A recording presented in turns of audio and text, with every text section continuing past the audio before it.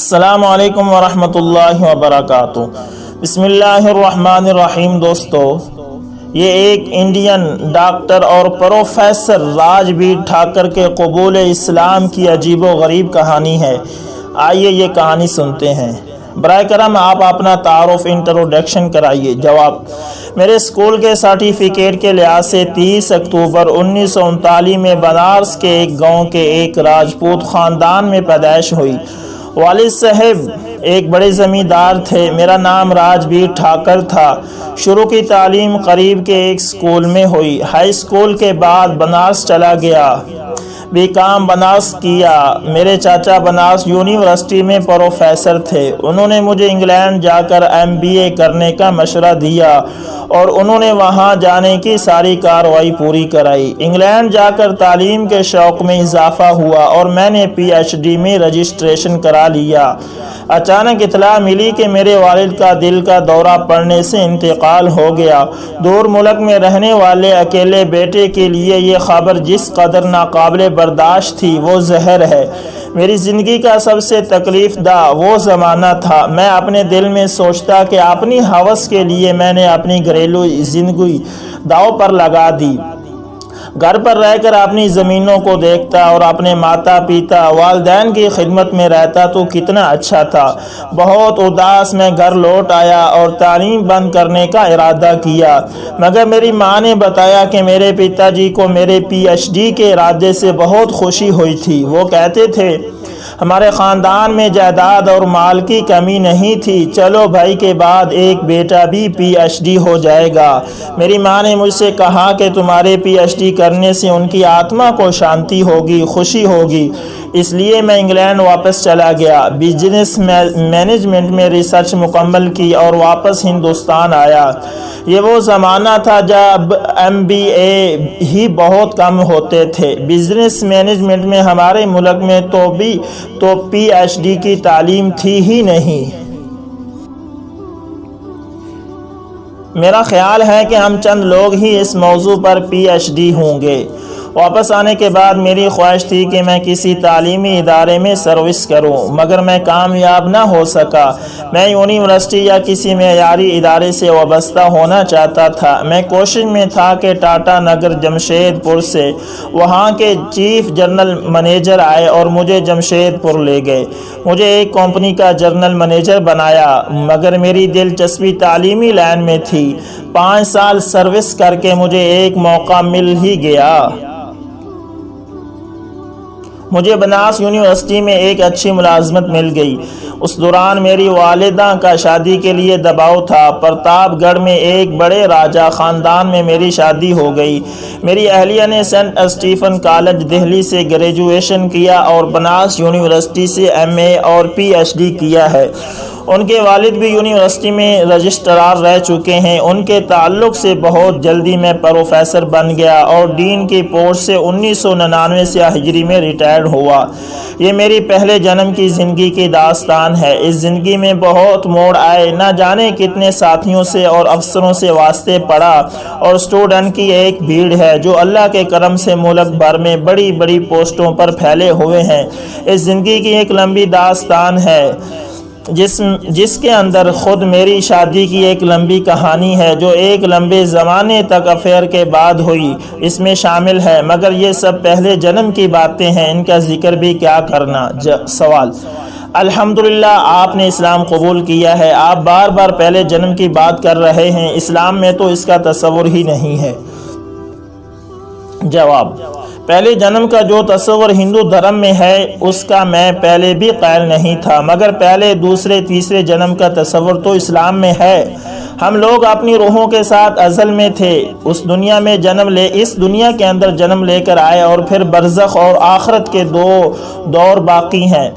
میں جو پہلے جنم کی بات کر رہا ہوں وہ صرف میری زندگی میں مجھ جیسے خوش قسمت لوگوں کی زندگی میں ہوتا ہے جن کو اس دنیا کی زندگی میں نیا جنم ملتا ہے۔ آپ میری بات سنیں گے تو آپ بھی پہلے اور دوسرے جنم کے قائل ہو جائیں گے۔ سوال: جی قبول اسلام کے بعد اثر نو زندگی شروع تو ہوتی ہی ہے، تو آپ اس کو پہلا جنم سمجھ رہے ہیں۔ جواب: آپ سمجھ گئے ہو گے نا، آپ بھی دوسرے جنم کے قائل ہیں۔ سوال: تو تو اب آپ اس دوسرے جنم کی بات بتائیے، یعنی آپ نے قبول اسلام کے بارے میں۔ جواب: ریٹائرمنٹ کے بعد مجھے بہت سی جگہوں سے آفر آئے۔ میں نے بجاج کمپنی کے ایک آفر کو قبول کیا۔ ان کو یو پی میں کچھ شوگر ملیں لگانا تھی، اس کے لیے ایک ایڈوائزر کی ضرورت تھی۔ میں نے اپنے لحاظ سے اس کام کو مناسب سمجھا اور آفر کو قبول کر لیا۔ جنوری سن 2003 کو ایک میٹنگ کے لیے میرا ممبئی کا سفر تھا۔ میٹنگ سے واپسی پر علی گڑھ کے قریب ایک قصبہ میں معائنے کے لیے جانا تھا۔ فلائٹ سے دہلی جا کر پھر گاڑی سے لمبا سفر کرنے کے بجائے میں نے اگست کرانتی سے متھرا آ کر گاڑی سے سائٹ پر جانے کو اچھا سمجھا۔ فرسٹ اے سی میں ایک ریزرویشن کرایا۔ ممبئی میں سڑکوں کا جام، بس اللہ بچائے، بالکل گاڑی چھوٹنے سے آدھا گھنٹہ پہلے گاڑی میں سوار ہو سکا۔ چلتی گاڑی میں کیبن میں پہنچا تو دیکھا کہ ایک مسلمان سجن ہمارے کیبن میں موجود ہے۔ ملاقات اور مصافحہ کیا۔ خیال ہوا ایک دھرم یعنی مذہبی آدمی کے ساتھ راستہ ذرا اچھا گزرے گا۔ میں نے خوشی کا اظہار کیا۔ سامان سیٹ کے نیچے رکھ کر ڈریس بدلی اور پیشاب وغیرہ سے فارغ ہوا اور ذرا ریلیکس محسوس کیا۔ آپس میں تعارف ہوا تو معلوم ہوا کہ وہ بھی یو پی کے ضلع مظفر نگر کے کوتوالی کے پاس ایک بزرگوں اور اسکالرز کی بستی کے اندر پھلت کے رہنے والے ہیں اور ان کا تعلق اسلامی مہاپارش مولانا علی میاں سے ہے۔ وہ مذہبی سجن آپ کے والد مولانا کلیم صدیقی صاحب تھے۔ ان سے کئی مناسبتیں ہوئیں۔ ایک تو کوتوالی بارہا گیا۔ یونیورسٹی کی ملازمت کے دوران میرے ایک دوست کوہلی جی کوتوالی شوگر مل کے جی ایم تھے۔ وہ مجھے ملازمین میں لیکچر کے لیے بارہا بلایا کرتے تھے۔ کئی دفعہ میں نے مس کے ساتھ چھٹیاں وہاں گزاری۔ دوسرے وہ یو پی کے رہنے والے تھے اور تیسرے میں مسلمانوں میں حضرت مولانا علی میاں جی سے بہت متاثر تھا۔ میں لکھنؤ میں 6-7 بار ان کے خدمت میں گیا اور ان کے پیام انسانیت کے 4-5 پروگراموں میں شریک ہو چکا تھا۔ میں نے بیگ سے کچھ ناشتہ خود نکالا اور مولانا کی خدمت میں پیش کیا۔ مولانا صاحب نے پہلے تو بہت انکار کیا، مگر میرے بہت زور دینے پر انہوں نے اس میں سے کچھ کھا لیا۔ میں بھی میٹنگ میں ایک لمبی بحث کے بعد لوٹا تھا اور مولانا صاحب بھی۔ ممبئی میں بہت مصروف سفر سے لوٹے تھے۔ 1-2 گھنٹے ہم دونوں ایک دوسرے سے کچھ نہیں بولے۔ 7 بجے کے بعد میں نے مولانا صاحب سے کہا، بہت تھکا ہوا گاڑی میں سوار ہوا تھا، خیال تھا کہ فوراً گاڑی میں سو جاؤں گا، مگر آپ کو گاڑی میں دیکھا تو دل میں خیال آیا کہ چلو ایک مذہبی آدمی کی سنگتی ملی ہے، بدن کا آرام تو کل بھی مل جائے گا، آتما کی شانتی اور آرام کو حاصل کیا جائے۔ مجھے دھرم سے بڑا تعلق رہا ہے۔ میں بہت سے دھارمک یعنی مذہبی لوگوں سے ملا ہوں۔ بناس خود ہندو دھرم کے پنڈتوں کا گڑھ ہے۔ الہ آباد، رشی کیش، ہری دوار میں جاتا رہا ہوں۔ جے گرو دیو ہرمکاری، راما کرشنا مشن، رادھا سوامی ست سنگ، نرنکاری ست سنگ، پران ناتھی کے علاوہ گولڈن ٹیمپل گیا۔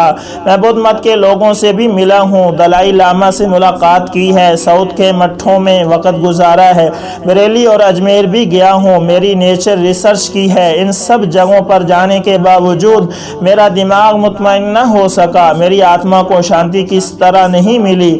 میں نے مولانا صاحب سے کہا، کبھی کبھی شانتی کی تلاش میں اپنے یہاں کی مسجد میں چلا جاتا ہوں تو مجھے مسجد میں بڑی شانتی ملتی ہے، یا پھر مولانا علی میاں جی سے جب بھی ملا ہوں تو اپنے اندر عجیب شانتی محسوس کرتا ہوں، ایسا لگتا جیسے کوئی گرم دھوپ سی ہلکی ساون کی پھوار میں چلا گیا ہوں۔ 2-2.5 گھنٹے آپ کے سامنے شانت بیٹھا رہا تو مجھے بالکل ایسا محسوس ہوا جیسے میں مولانا علی میاں جی کی سنگتی میں بیٹھا ہوں۔ مولانا صاحب نے کہا، یہ آپ کے دل کی صفائی کی علامت ہے۔ دل کی حیثیت آئینے کی ہوتی ہے، اگر اس سے میل صاف ہو تو اس کے سامنے جو آتا ہے وہ دکھائی دیتا ہے۔ سچی بات یہ ہے کہ میں مظفر نگر کا ایک گنوار ہوں۔ جو کچھ مجھے ملا صرف اور صرف میرے مالک نے میرے حضرت مولانا علی میاں کی سنگتی اور ان کے چرنوں کے طفیل دیا ہے۔ ہمارے پاس اپنا کچھ نہیں ہے، صرف اس دیوڑی کا فیض ہے۔ مولانا بار بار حیرت سے کہتے رہے کہ واقعی آپ کی حس پر بہت تعجب ہوا۔ حضرت مولانا علی میاں کے رشتے کی وجہ سے ہم دونوں نے ایسا محسوس کیا کہ جیسے ہم دونوں ایک گھر کے فرد ہوں۔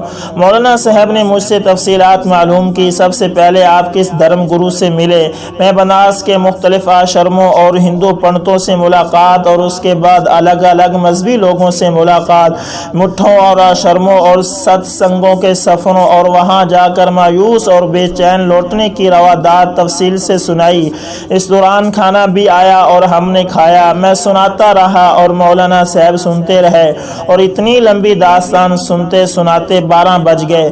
مولانا صاحب نے کہا میں بھی چند منٹ اپنی بات کرنا چاہتا تھا، مگر آپ ممبئی کے سفر سے واپس آئے ہیں اور میں نے اپنے مزے کے لیے 4 گھنٹے آپ کو لگائے رکھا، اب آپ آرام کر لیجئے، صبح کو مالک نے زندگی باقی رکھی تو میں بھی چند منٹ آپ سے لوں گا۔ اب مجھے اپنی غلطی کا احساس ہوا کہ ایک مذہبی آدمی کے ساتھ جس کی سنگتی کی تاثیر میں محسوس بھی کر رہا تھا، زبان بننے کے بجائے کان بننا چاہیے تھا۔ میں نے کسی صوفی کا یہ اپدیش یعنی قول پڑھا تھا کہ کسی پیر کے پاس فائدہ اٹھانے کے لیے زبان بند کر کے اور کان کھول کر وقت گزارنا چاہیے۔ میں نے اپنے ماتھے پر ہاتھ مارا اور مولانا صاحب سے بہت معافی مانگی۔ میں نے اپنا وقت تو ضائع کیا، آپ کو بھی تھکا دیا۔ مولانا صاحب نے محبت سے میرا ہاتھ پکڑ لیا اور بڑے پیار سے کہا، ٹھاکر صاحب کیسی بات کرتے ہیں، مجھے بہت مزہ آیا اور تھوڑے وقت میں بہت سی نئی معلومات بھی ہوئی، آپ نے مجھ پر احسان کیا۔ میں مولانا صاحب کے اخلاق سے بہت متاثر ہوا۔ 12:15 بجے ہم دونوں سو گئے۔ صبح سویرے مولانا صاحب اٹھے، 1-2 دفعہ میری آنکھ کھلی تو دیکھا کہ وہ کیبن میں نمازوں دعاؤں وغیرہ میں مشغول ہیں۔ صبح 8 بجے ناشتہ والوں نے ہمیں اٹھایا، میں ٹوائلٹ جا کر فریش ہوا، ناشتہ کیا، اس کے بعد مولانا صاحب نے بات شروع کی۔ مولانا صاحب نے بات شروع کی، گاڑی 1 گھنٹہ راستے میں لیٹ ہو گئی تھی، 1.5 گھنٹہ متھرا پہنچنے میں باقی تھا۔ مولانا نے مجھے اسلام کے بارے میں بتایا اور تھوڑی دیر کے بعد مجھے زور دیا کہ میں کلمہ پڑھ لوں، اور بار بار مجھے یہ بھی کہتے رہے کہ آپ کی پوری کہانی سن کر بالکل مطمئن ہوں کہ آپ کو اللہ تعالیٰ نے نہ صرف مسلمان بنایا، مسلمان تو ہر انسان پیدائشی طور پر پیدا ہوتا ہے، آپ کو اللہ نے مسلمان رکھا ہے، اور مجھے امید ہے کہ آپ کا خاتمہ ضرور انشاءاللہ اسلام پر ہونا ہے، اس لیے آپ ابھی کلمہ پڑھ کر مسلمان ہو جائیں۔ میں نے اپنے ذہن میں آپ کا نام بھی محمد طے کر لیا ہے۔ انہوں نے اپنے بریف کیس سے اپنی کتاب آپ کی امانت آپ کی سیوا میں نکالی اور مجھے دے دی۔ میں اسے پڑھنے لگا۔ مولانا صاحب بولے، یہ تو آپ بعد میں بھی پڑھ سکتے ہیں، یہ تو صرف اس لیے دی ہے کہ آپ اپنے فیصلے پر مطمئن ہو جائیں، اب تو کلمہ پڑھ لیں۔ میں نے کہا یہ فیصلہ اتنی آسانی سے کرنے کا نہیں، میں غور کروں گا اور پھر آپ کے پاس پھلت آؤں گا۔ مولانا صاحب نے بتایا 2 روز کے بعد ان کا علی گڑھ کا سفر ہے، 1 دن رات علی گڑھ رہیں گے، آپ فون پر رابطہ کر لیں، وہاں آ کر بھی مل سکتے ہیں، مگر اس فیصلے میں دیر کی گنجائش نہیں ہے، نہ جانے موت کا کب پیغام آ جائے۔ میں نے وعدہ کیا کہ بہت جلد اور سنجیدگی سے غور کروں گا اور علی گڑھ کو ملنے ضرور آؤں گا۔ متھرا آ گیا۔ مولانا صاحب دروازے تک گاڑی سے مجھے سی آف کرنے آئے، گاڑی چلنے کے بعد بھی کھڑکی پر کھڑے مجھے دیکھتے رہے۔ گاڑی سے میں اترا تو آیا، مگر اندر سے کوئی بار بار کہتا تھا کہ تجھے مولانا صاحب کی بات مان کر کلمہ پڑھ لینا چاہیے تھا۔ یہ احساس بڑھتا گیا۔ میں نے دوپہر کو مولانا صاحب کو فون کیا مگر نہ مل سکا۔ اگلے روز دوپہر کو 50 مرتبہ کوشش کے بعد فون ملا۔ معلوم ہوا کہ مولانا چندی گڑھ کے پاس کسی پروگرام میں گئے ہیں۔ میں نے اجازت چاہی کہ میں وہیں آ جاؤں۔ مولانا نے کہا کہ ہم اب یہاں سے نکلنے والے ہیں، اچھا ہے آپ علی گڑھ میں ملیں۔ میرے لیے 1 دن گزارنا مشکل ہو گیا۔ جب احساس زیادہ ہوتا میں آپ کی امانت لے کر بیٹھ جاتا۔ 2 روز میں 10 دفعہ میں نے اسے پڑھا۔ اپنی حالت سے بے چین ہو کر میں صبح 10 بجے علی گڑھ پہنچ گیا۔ نئے گیسٹ ہاؤس میں ان کا انتظار کیا۔ مولانا صاحب حسب پروگرام 12 بجے آئے۔ مجھے انتظار میں دیکھ کر بہت خوش ہوئے۔ دونوں ایک دوسرے سے ملے، ریسیپشن پر ہی مولانا صاحب سے اپنا ارادہ ظاہر کر دیا۔ مولانا صاحب نے فوراً کلمہ پڑھایا، فرتے محبت سے میرا ماتھا چوما اور بولے، نام تو میں نے ٹرین میں رکھ دیا تھا، محمد عمر، آپ کا نام انشاءاللہ یہی رہے گا۔ سوال، اسلام قبول کرنے کے بعد آپ نے کیسا محسوس کیا؟ جواب، ایمان قبول کرنے کے بعد احمد بھیا بالکل مجھے ایسا لگا جیسے میں آج ہی پیدا ہوا ہوں۔ میں نے کلمہ پڑھ کر ایسا محسوس کیا جیسے کوئی جان لیوا گھٹن سے چھٹکارا پاتا ہوں۔ 18 نومبر سن 2003 کے اندر آج تک ہر لمحہ مجھے مولانا صاحب کے اس قول کی سچائی دکھائی دے رہی ہے کہ مسلمان تو ہر بچہ پیدا ہوتا ہے، مگر اللہ نے آپ کو بائی نیچر فطرتاً مسلمان رکھا ہے۔ مجھے اسلام قبول کر کے اجنبی پن محسوس کرنے کے بجائے بہت اپنائیت اور مناسبت معلوم ہوئی۔ ان 2 دنوں میں مجھے ٹرین میں اسلام قبول کرنے سے محرومی کی وجہ سے ایسی بے چینی رہی کہ سائٹ کا معائنہ نہ کر سکا، 3 روز تک کام روک رکھا۔ مولانا صاحب کو بھی میرے اسلام قبول کرنے کی بڑی خوشی ہوئی۔ انہوں نے بتایا کہ ہم جیسے درمیانی درجے کے لوگ فرسٹ اے سی میں تو دور کی بات، تھرڈ اے سی کے اندر بھی سفر نہیں کرتے۔ میں تو ہمیشہ سلیپر کلاس میں سفر کرتا ہوں۔ پہلے سے واپسی طے نہ ہونے کی وجہ سے ہمارے رفیق مفتی محمد ہارون صاحب نے اگست کرانتی میں ریزرویشن کرایہ دیا تھا کہ دہلی اور چندی گڑھ کے پروگرام میں شرکت ہو جائے گی۔ 1 روز پہلے ریزرویشن کرانے کے باوجود انہوں نے ٹکٹ تک مجھے نہیں دیا اور سیدھے گاڑی میں چھوڑنے آئے۔ فرسٹ اے سی کے ڈبے میں جانے لگے تو میں بار بار کہتا رہا کہ یہ فرسٹ اے سی ہے۔ مفتی صاحب اور بھائی عبدالعزیز صاحب نو مسلم دونوں بولے کہ یہاں سے نکل کر چلے جائیں گے، کیا ہم کمپارٹمنٹ اندر سے دیکھ بھی نہیں سکتے؟ جب انہوں نے مجھے اندر بٹھا دیا تو میں نے کہا کہ میں ہرگز اس کوچ میں نہیں جا سکتا۔ مفتی صاحب نے بتایا کہ اگست کرانتی میں ریزرویشن نہیں ملا تو اب بھائی عبدالعزیز نو مسلم پیسے لے کر گئے کہ میں کرا کر لاتا ہوں، اور جا کر ریزرویشن کرا لیا۔ ٹکٹ دیکھا تو فرسٹ اے سی کا تھا۔ مفتی صاحب نے ان سے کہا کہ وہ ہرگز فرسٹ اے سی میں سفر نہیں کریں گے۔ بھائی عبدالعزیز نو مسلم نے کہا کہ میں مولانا صاحب کو راضی کر لوں گا۔ جب میں کسی طرح سفر پر راضی نہ ہوا تو بھائی عبدالعزیز بولے کہ جہاز میں 3 گھنٹے سفر کے دوران ڈاکٹر قاسم جیسے بڑے آدمی مسلمان ہو گئے، اب آپ کے ساتھ 3 آدمی ہوں گے اور 16 گھنٹے کا ٹائم ہوگا۔ اگر کچھ روپے خرچ ہو کر 3 VIP مسلمان ہو گئے تو سودا کتنا سستا ہے۔ مولانا صاحب نے بتایا کہ عبدالعزیز بھائی کی اس تقریر نے مجھے مطمئن کر دیا، مگر فرسٹ اے سی میں کون سفر کرتا ہے جس کو دوسرے کے پیسے سے جانا ہو؟ جب کوئی نہ آیا، ٹرین چلنے کو ہو گئی تو میں نے سوچا کہ دوسرے کیبن والے سے بات کر لیں گے۔ اب آپ آئے اور اپنے برابر ایک داڑھی والے کو دیکھ کر اجنبیت محسوس نہ کرنے کے بجائے خوشی کا اظہار کیا۔